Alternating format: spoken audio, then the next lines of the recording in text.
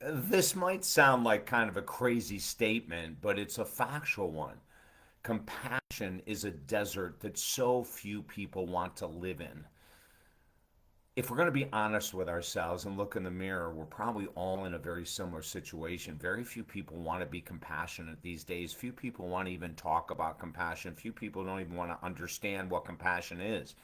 But that quote is from one of my favorite monks, Thomas Merton, who found in solitary 25 years as a monk. In the first 25 years, he found that one of the things that he was lacking, that was blocking his joy, believe it or not, as a monk, was compassion. He found himself judging the younger monks. He found himself doing judgment with everything from the race wars back in the 60s to Vietnam, et cetera, et cetera. And while he had very strong opinions about racial diversity that he hated, the racial discrimination, oh my God, he hated the Vietnam War.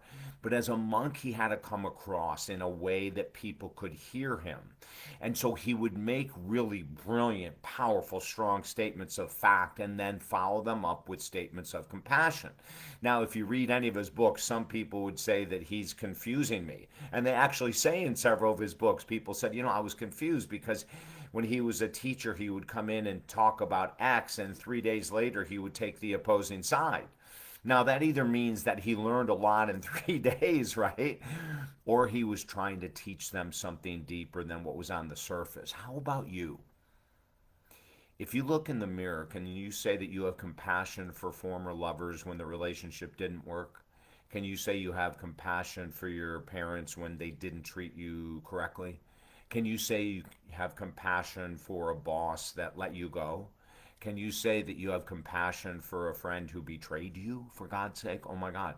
Can you say you can have compassion for someone in a different political party that you don't agree with?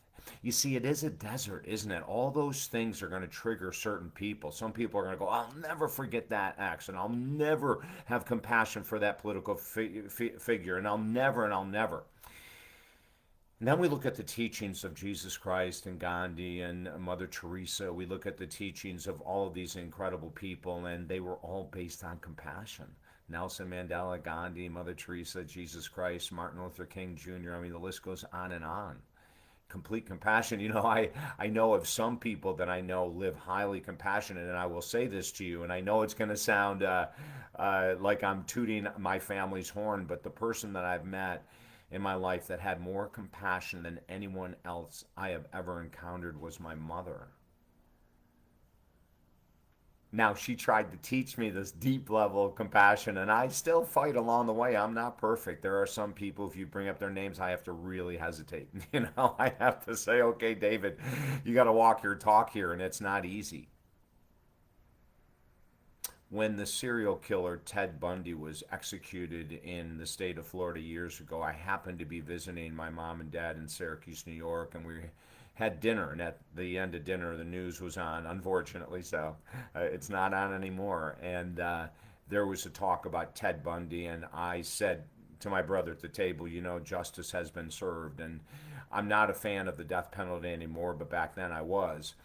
And my mom immediately spoke up and said, well, honey, looking right in my eyes, I bet he had a really rough childhood. I bet he didn't have any type of love at all. Because people that do these things usually come from really tough beginning. I mean, she had compassion without. I don't know Ted Bundy's childhood. Maybe my mom did. I don't know it. But she immediately went to compassion with everything we talked about. There wasn't a thing that she couldn't be compassionate about. It's almost mind blowing. And it wasn't Pollyanna nonsense, it was from her heart. Like she really believed it. She really taught it. She tried to teach her thickest son, David. She tried to teach me so much about compassion. And I'm seeing now, and she's been gone now 3 years. Well, gone physically. She's sitting right behind me, for God's sake, telling me, you better do this video on compassion, David. You need more of it, and the world needs more of it. And when she says that, it's correct. If you want to challenge yourself in this world and be different and not follow the crowd, start to work on compassion. Maybe for yourself. Maybe you start at home and you have compassion that you procrastinate, or you have compassion that you've gained weight, or you have compassion that you're an alcoholic, or you have compassion that you're struggling financially. Now, this doesn't mean that we accept being an alcoholic and say, well, I have compassion for myself, I'm an alcoholic, I'll just keep drinking. It's wow. I've been doing this a long time. I've been sabotaging my temple, my mind, my temple, my body, my relationships for a long time with these addictions. I need to have compassion and get help.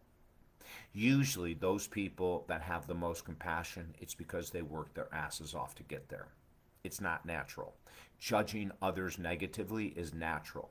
Having compassion when you don't know the full story, now that's the work of the angels.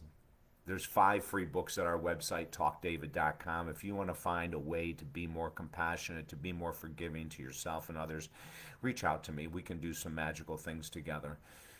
And remember this, these videos are called The Mental Cleanse with David Essel. When you cleanse your mind of judgment, hatred, etc., and you enter or inject compassion, you're cleansing your life. Always remember this. When you cleanse your mind, you cleanse your life. Everything is at talkdavid.com. Let's move together forward in this manner. I hope you'll join me. I still have work to do too. Love you, David.